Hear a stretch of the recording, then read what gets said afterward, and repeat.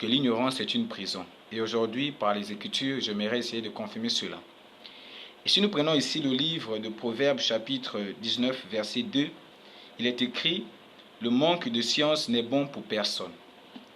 Alors, par ce verset, Salomon qui est prophète parle de la science, pas la science selon les hommes, mais la science selon Dieu.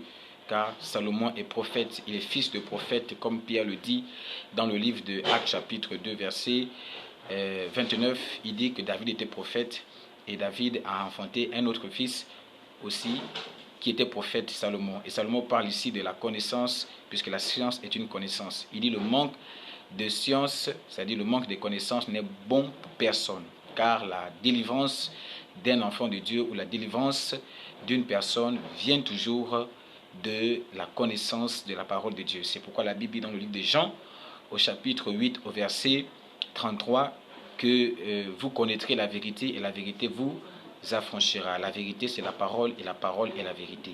Lorsque vous connaissez la vérité, lorsque vous connaissez la parole de Dieu, vous pouvez être libre. C'est pourquoi Jésus a dit, il est venu pour libérer les captifs et renvoyer libres les opprimés. Mais par quoi est-ce qu'il est venu renvoyer les opprimés? Parce que Jésus n'avait pas une armée, puisqu'il dit à Pilate que mon armée n'est pas terrestre, mon royaume n'est pas terrestre, mon royaume est céleste. Si mon royaume était terrestre, mes disciples auraient combattu pour moi. Donc on remarque que Jésus n'est pas venu avec des armes physiques pour combattre afin de délivrer le peuple, mais il est venu avec l'arme spirituelle, c'est-à-dire la parole. C'est pourquoi dans le livre de Jean, il est dit là-bas que vous les avez vaincus par la parole qui habite en vous.